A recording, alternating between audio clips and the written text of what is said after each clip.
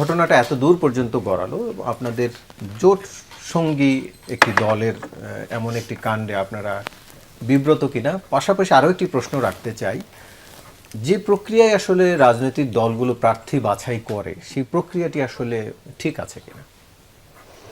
ধন্যবাদ। যারা দেখছেন তাদের শুভেচ্ছা এবং আমার সহালোচক যারা উপস্থিত আছেন তাদের শুভেচ্ছা। প্রথমত জোট সঙ্গী হিসেবে এটা আনকমফোর্টেবল বিষয়টা এর থেকে আমার কাছে মনে হয় যে রাজনীতিবিদ হিসেবে এবং একজন এমপি, হ্যাঁ, তার যখন এই ধরনের একটা ঘটনার সামনে আসে এবং এমপি এই জন্য বলছি যে তিনি তো জনগণের নির্বাচিত সংসদ সদস্য, তো তার বিষয়ে যখন আসলে এই ধরনের একটা ঘটনা এবং ন্যাক্কারজনক একটা ঘটনা সামনে আসে, সেটা তো আসলে আমাদের জন্য হতাশাজনক যে আসলে সাধারণ মানুষের এই রাজনীতিবিদ বলেন এবং এই সংসদ সদস্য বলেন এদের প্রতি তো একটা আস্থা আছে। এবং দেখেন যখন আসলে এটা আরেকটা অসুবিধার জায়গা কি, যখন এটা একটা ইসলামিস্ট দল, তো সেখানে কিন্তু আসলে সাধারণ মানুষের মূল্যায়ন একটু ভিন্ন রকম, একটা সফিস্টিকেশন থাকে যে না, যেহেতু ইসলামিক দল তাদের এক ধরনের নীতি নৈতিকতা এবং আদর্শের ভিত্তিতে যেহেতু দলটা পরিচালিত হয়, সেখানে তো একটা বড় একটা ধাক্কা, এটা সবার জন্যই, যেরকম আমার ক্ষেত্রেও আমিও সেভাবে করেই দেখি জিনিসটা। আরেকটা বিষয় হচ্ছে যে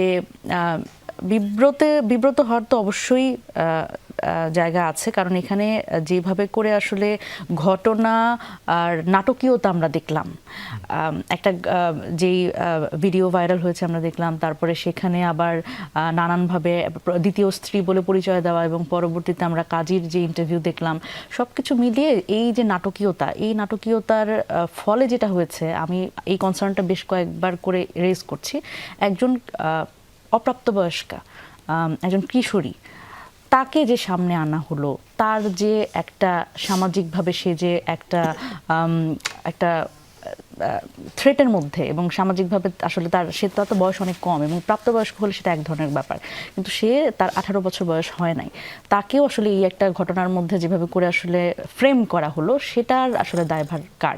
এখানে সংগঠন থেকে, জামায়াত ইসলাম থেকে আসলে ওনার বিরুদ্ধে সাংগঠনিক একটা ব্যবস্থা নেওয়া হয়েছে। সাতক্ষীরা 4 আসনের সংসদ সদস্য, এটি যেরকম এটা তাদের নেওয়া উচিত ছিল। এবং আরেকটা ব্যাপার হচ্ছে, একজন সংসদ সদস্য যখন এই ধরনের একটা ঘটনায় তার নৈতিক স্খলন ঘটে, তখন তিনি সংসদ সদস্য হিসেবে আসলে কতটা থাকতে পারেন, এটা একটা বড় প্রশ্ন হয়ে দাঁড়িয়েছে। অনেকেই অনেক মতামত দিচ্ছে যে উনি আসলে 70 অনুচ্ছেদ অনুযায়ী থাকতে পারবেন কি পারবেন না, বা সংসদ সদস্য থাকবার অযোগ্যতার মধ্যে পড়েছেন কিনা, এই বিষয়গুলো সামনে আসছে। কিন্তু আমি মনে করি যে যেহেতু দল থেকে ওনাকে বহিষ্কার করেছে এবং এরকম আসলে যারা আসলে নৈতিকতার এক ধরনের প্রশ্নের মুখে পড়েছে, এরকম একজন মানুষকে আসলে সংসদ সদস্য হিসেবে রাখলে সেটা আসলে সাধারণ মানুষের কাছে কি ধরনের একটা বার্তা দিবে, আসলে সে নৈতিকভাবে থাকতে পারে কিনা। গতকাল আমরা অনেকেই দেখেছি, জামায়াত বা এনসিপির অনেকেও অপরাধের চেয়ে তার প্রাইভেসি লঙ্ঘনের বিষয়টিকে বেশি সামনে আনার চেষ্টা করে। দেখেন, প্রাইভেসি এটাও কিন্তু যখন আপনি রাজনীতিটাকে দেখবেন, এই বিষয়টা তো কনসার্নে আনতে হবে। এটা শুধুমাত্র ওনার ব্যাপার না, এটা যে কোনো নাগরিকেরই তো আসলে রাইট টু প্রাইভেসি, এই জায়গাটা তো সামনে আসবে।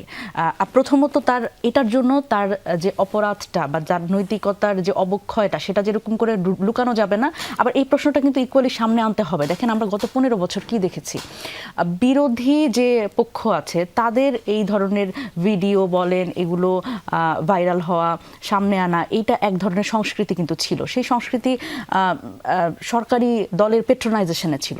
এখন আবার আসলে কি এই ঘটনাগুলো কোনো পরিকল্পনার অংশ কিনা, এই প্রশ্ন কিন্তু তুলতে হবে।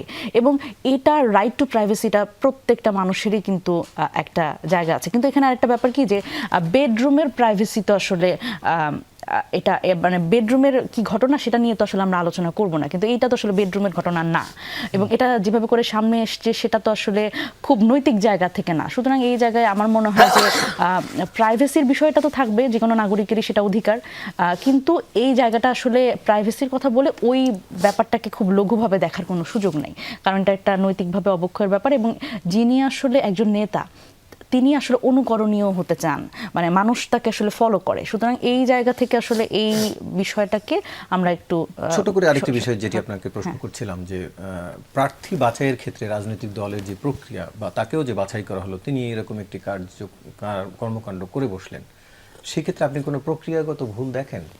দেখেন, এখানে প্রক্রিয়াগত ভুল আমি আসলে খুব মানে সহজভাবে এটা বলতে পারি না। কারণ কি, দেখেন, আমি এইবারে সংসদে আমি যেরকম অনেক আশান্বিত হই, অনেক নতুন মুখ আছে, অনেক পোটেনশিয়াল মানুষ আছেন।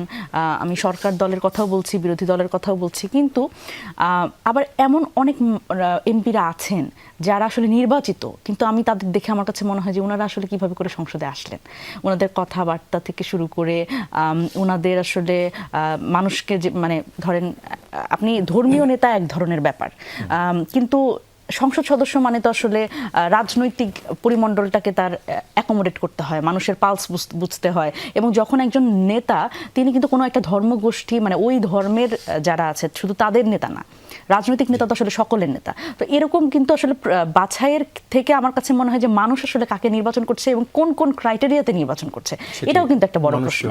মানুষকেও আসলে পরিবর্তনটা, এটা সাধারণ মানুষের মধ্যে এই পলিটিক্যাল লিটারেসিটাও আনতে হবে যে আমি আসলে কাকে নেতা হিসেবে সামনে আনবো।